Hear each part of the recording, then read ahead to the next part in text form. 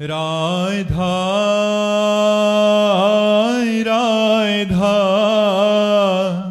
राधा राधा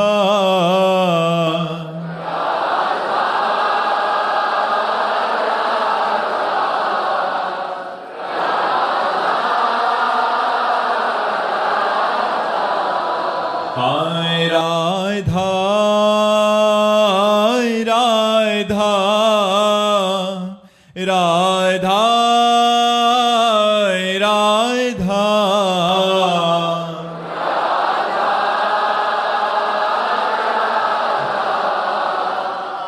राधा राधा श्री राधा वल्लभ लाल की समस्त संत हरि भक्तन की वृंदावन धाम की सतगुरुदेव भगवान की। सुनील जी फरीदाबाद से। राधे राधे महाराज जी। महाराज जी, मैंने चारों धाम, 12 ज्योतिर्लिंग, मानसरोवर यात्रा और अमरनाथ यात्रा पूर्ण कर ली है, फिर भी लगता है कुछ अधूरा है महाराज जी। मैंने पूर्ण की है ना, इसलिए अधूरा है। इसलिए अधूरा है क्योंकि ये सब कर्ता भाव से हो रहा है ना। कहीं एक शब्द नहीं निकला आपका कि महाराज जी भगवान की कृपा से, गुरुदेव की कृपा से, संत की कृपा से मुझे ऐसा ऐसा सौभाग्य प्राप्त हुआ कि मैं चारों धाम का, 12 ज्योतिर्लिंग का, अमरनाथ आदि पवित्र यात्राओं का जो सौभाग्य मुझे भगवान ने दिया वो गुरु कृपा से मिला, हरि कृपा से मिला। पर एक अधूरापन सा लग रहा है। तो उसका उत्तर दूसरा था, शब्द का ही उत्तर है। इसमें करता है ना, करता है तो पुण्य हुआ, पुण्य हुआ तो उसका सुख लाभ संसारिक होगा, ना कि भागवतिक। अगर प्रभु की कृपा मिला ली जाए और दैन्य भाव से यात्रा की जाए और भगवान को समर्पित कर दी जाए तो ये बात नहीं आएगी कि कुछ अधूरा रह गया है, अभी नाम नहीं चल रहा, भगवत समर्पण नहीं है, भगवत कृपा का प्रतिपल अनुभव नहीं है। यही अधूरापन है। पूरापन तभी होता है जब कृपा का अनुभव होता है।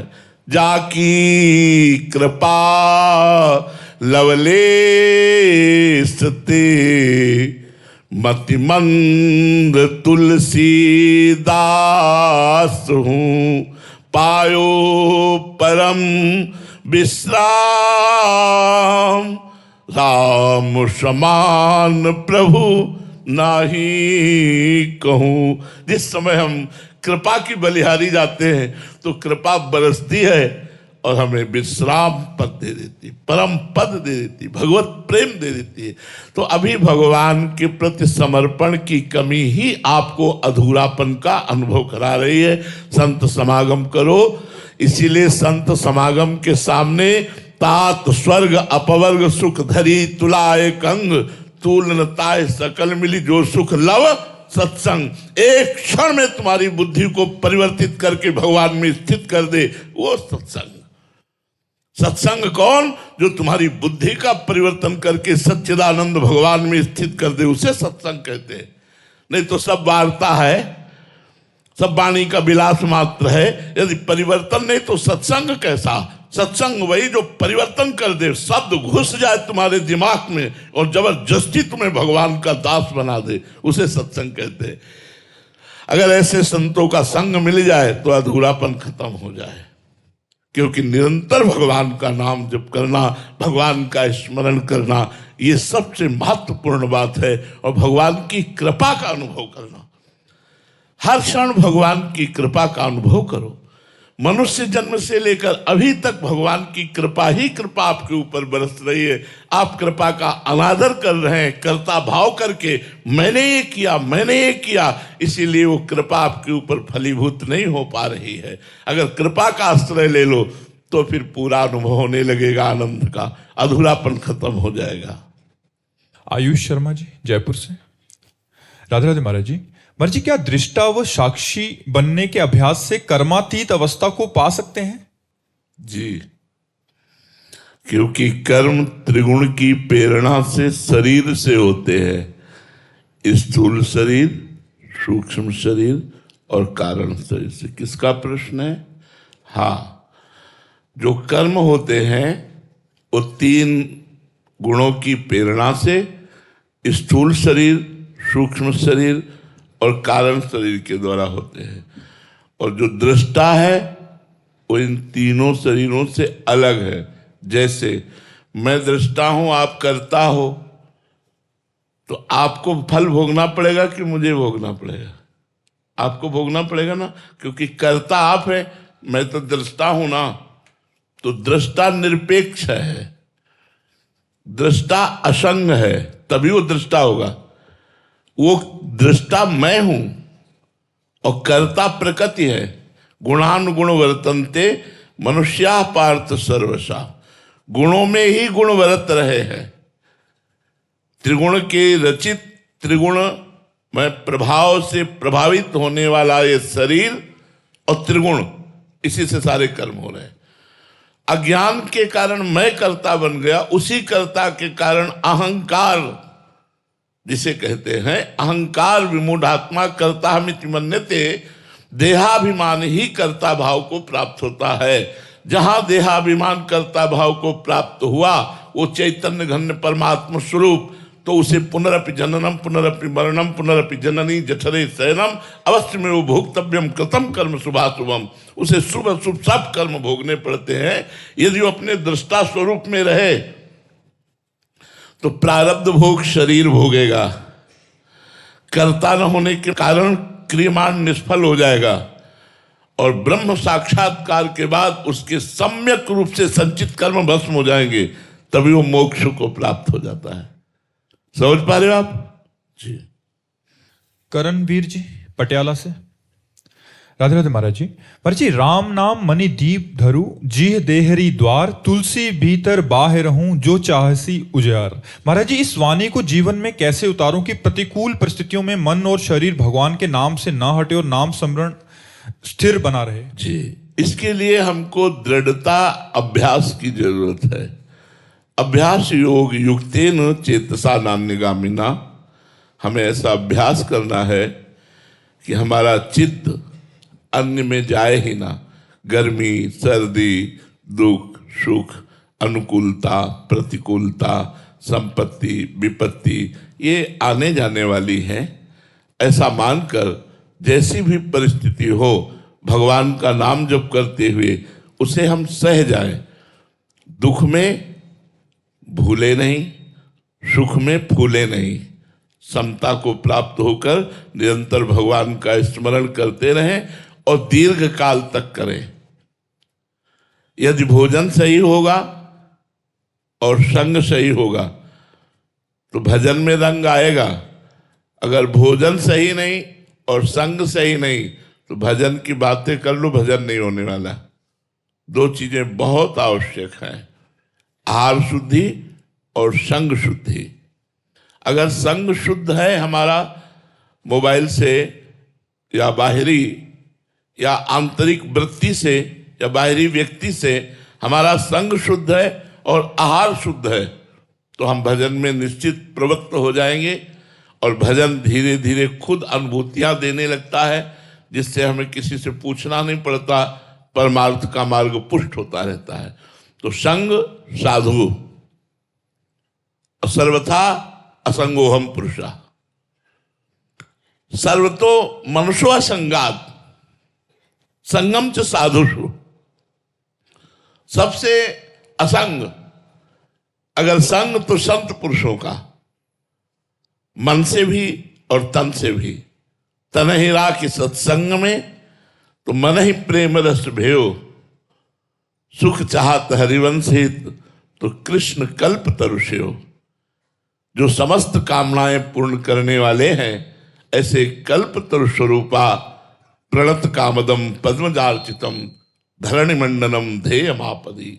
ऐसे प्रभु के चरणों का ध्यान करो, उनका भजन करो, उनका नाम जप करो। तो जो राम नाम मणिदीप धरी, तो इसे धरो, राम राम राम राम राम राम राम। पहले वाचिक, फिर उपांशु, फिर मानसिक, तब आपकी धारा बन जाएगी। अभ्यास करो, खूब अभ्यास करो। जैसे गरीब आदमी धन कमाने के लिए ओवर टाइम भी काम करता है।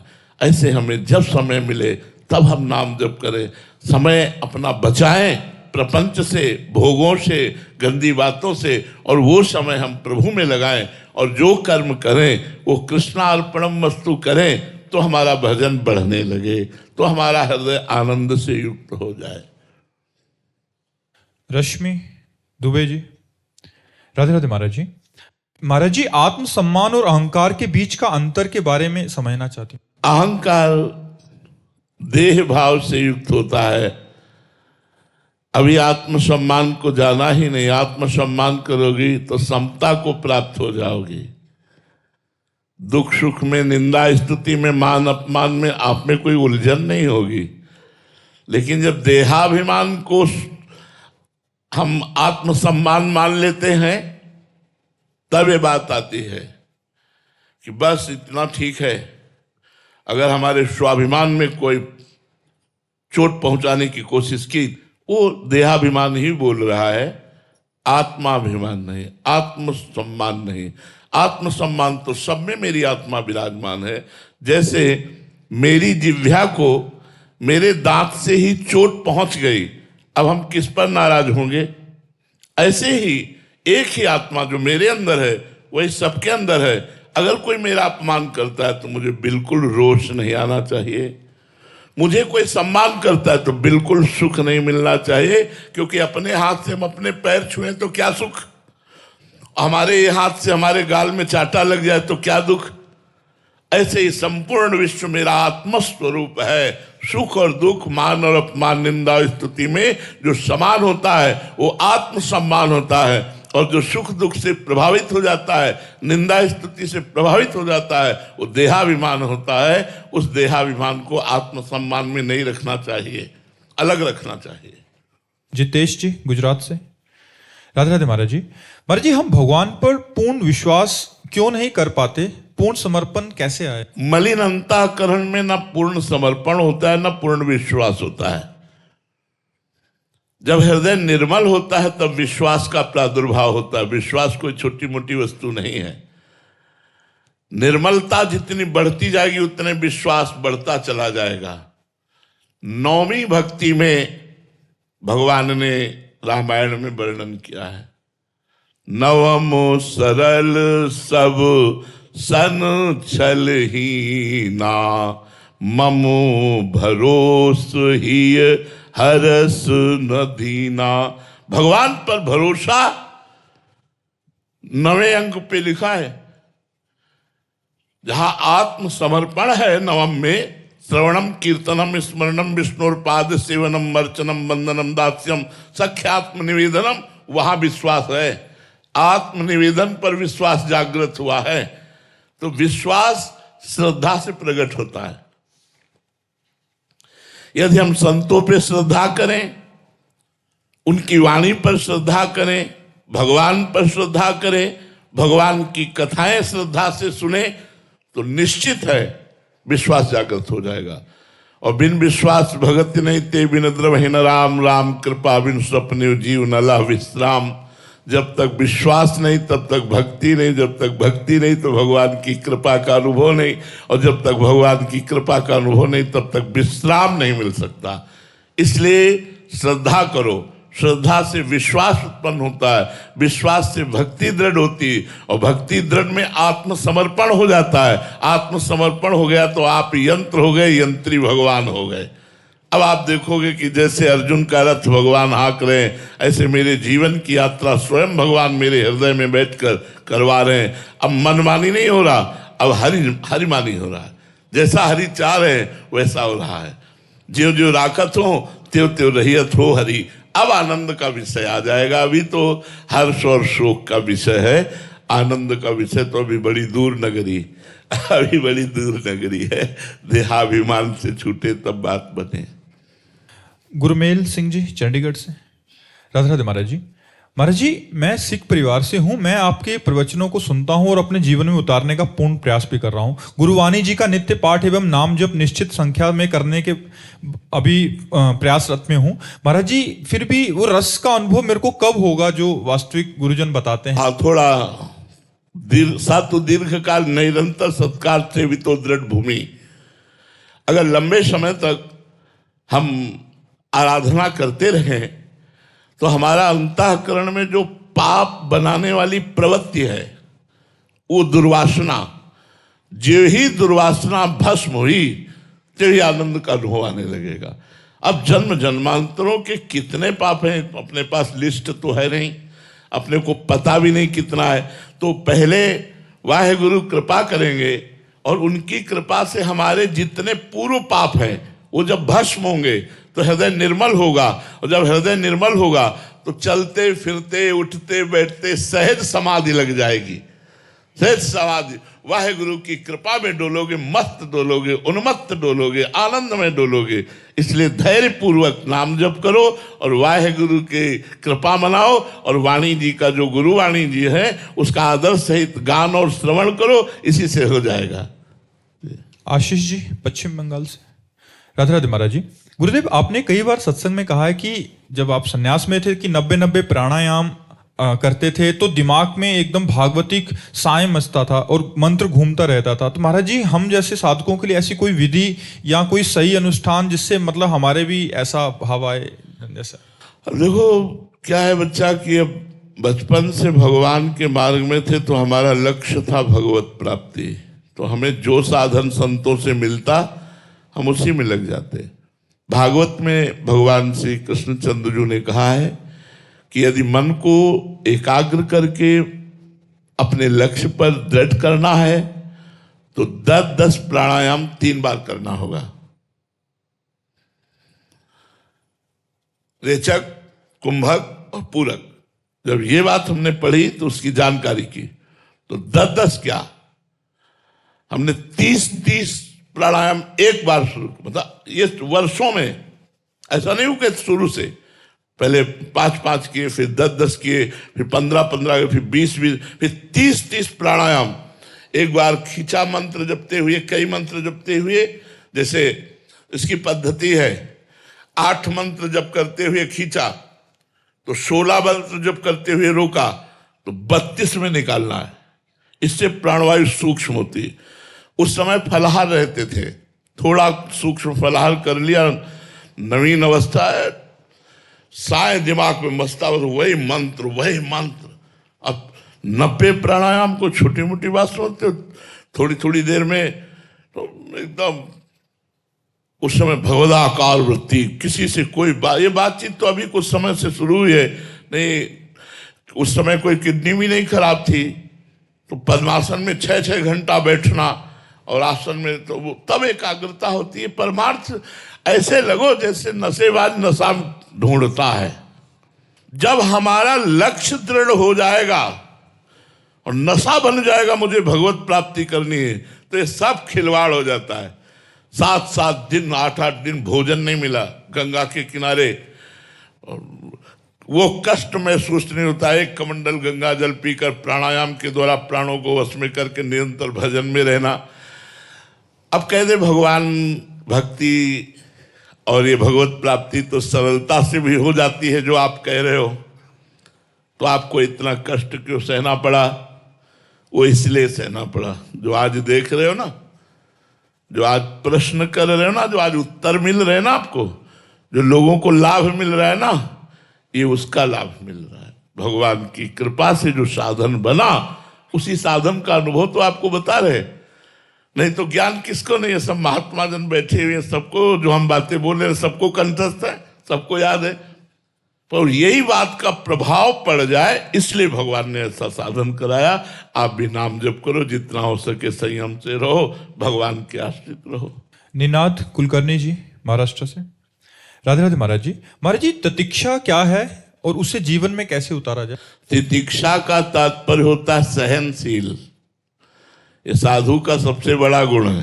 तितिक्षवा कारुणिका, भगवान कपिल देव जी ने वर्णन किया है। हमारे यहाँ कहा गया सहित सहित बाढ़ है भगति। सहनशील, आशय उदार, धीरज सहित विवेकी, धैर्यवान, विवेकवान, सहनशील। गर्मी सहना, सर्दी सहना, गाली सहना, अपमान सहना, निंदा सहना, विपत्ति सहना, सुख दुख को समान भाव से सहना, उसे तितिक्षा कहते हैं। भगवान ने गीता जी में कहा है, आगमा पायनो अनित्यास्तास्तितिक्षस्व भारत, मात्रा स्पर्शास्तु कौन्ते शीतोष्ण सुख दुखदा, आगमा पायनो अनित्यास्तास्तितिक्षस्व भारत। हे भारत, इनको सहो। तितिक्ष माने सहना, अनुकूलता, प्रतिकूलता, गर्मी, सर्दी, इनको सहो। सहने से तुम महान हृदय वाले बन जाओगे। यम ही न व्यथ्यन्ते ते पुरुषम पुरुषर्षभ सम दुखा सुखाधीरम स्वमृतत्वाय कल्पते। जो प्राप्त परिस्थिति में, प्राप्त वेगों में जो व्यथा प्राप्त होती है, उसमें जो व्यथित नहीं होता है, जैसे भूख की, काम की, क्रोध की, ये वेगावेश होते हैं, इनमें मन मथित हो जाता है। जो विचलित नहीं होता और इन वेगों को सह लेता है, वो सुख दुख में समान भाव रखने वाला महात्मा परम पद का अधिकारी होता है। तो तितिक्षा का तात्पर्य है सहनशील। सहन करने का तात्पर्य है द्वंद्वों को सहन करना। शत्रु मित्र समजानी, मान मान अपमान सम, दुख सुख लाभ न हानि। यह जो कृपा हरिवंश की, हर परिस्थिति में शांत, भगवत चिंतन परायण, न किसी से वैर, न किसी से राग और द्वेष से मुक्त हुआ वो महात्मा, चाहे वो पैजामा कुर्ता में हो, चाहे वो लंगोटी में हो, चाहे किसी में हो, अगर स्थिति है तो वो महात्मा है। जिसमें स्थिति है वही महात्मा है। हम लोग तो आचार्य परंपरागत वेश धारण किए हुए हैं, यदि हमारे अंदर स्थिति नहीं है तो हम महात्मा कहलाने योग्य नहीं है। और पैंट शर्ट में है और उसमें स्थिति है तो वो महात्मा है। देखो, विभीषण जी राजवेश में हैं, लंकाधिपति रावण के प्रधानमंत्री भी हैं और छोटे भाई भी हैं। भगवान क्या कह रहे हैं? तुम सारीखे संत प्रिय मोरे, धरऊं देह नहीं आन निहोरे। तुम्हारे जैसे संतों के कारण ही मैं अवतार लेता हूं, भगवान कह रहे विभीषण जी से। विभीषण का वेश क्या है? राजवेश है। अगर वेश है और भगवान की स्थिति नहीं है तो पाखंड किसे कहा गया है? दंभ किसे कहा गया है? इसे ही कहा गया है। बिन विवेक वैराग्य भक्ति बिनु सत्य नए को मानो, भगवत विमुख कपट चतुराई सो पाखंडी जानो। जहां विवेक नहीं, वैराग्य नहीं, भक्ति नहीं, ज्ञान नहीं, तो पाखंडी कहा जाता है। स्थिति को महात्मा बोला गया। स्थिति को, स्थिति है तो अम्बरीश चक्रवर्ती सम्राट होते हुए भी महात्माओं के महात्मा है। महाराज जनक विदेहराज महात्माओं के भी गुरु हैं। श्री सुखदेव जी से बढ़कर कोई महात्मा होगा? उनके गुरु हैं जनक जी। महात्माओं के भी गुरु हैं, जिनके संपूर्ण राज्य वैभव सुख पत्नी पुत्र परिवार सब है, वो उस महात्मा के गुरु हैं जो शरीर में लंगोटी भी नहीं लगाए, दिगंबर वेश, 16 वर्ष की अवस्था, आत्मलाभ से परिपूर्ण महापुरुष श्री सुखदेव भगवान के गुरुदेव जनक जी हैं। यहां विचार करना है कि स्थिति का नाम महात्मा है। महात्मा वही जो तितिक्षु है। गर्मी सर्दी, मान अपमान, सुख दुख, भूख प्यास, जन्म मृत्यु, किसी का कोई भी भय नहीं रह गया। क्यों? वो हर समय भगवान के चिंतन में रहता है। भगवान के चिंतन में ये सामर्थ्य है कि सब कुछ सह जाएगा। यदि भगवान का चिंतन ना हुआ तो फिर प्रकृति का प्रभाव पड़ेगा। कभी सुख, कभी दुख, कभी हर्ष, कभी शोक, कभी लाभ, कभी हानि, कभी विपत्ति, कभी संपत्ति, ये द्वंद्व चलते रहते हैं।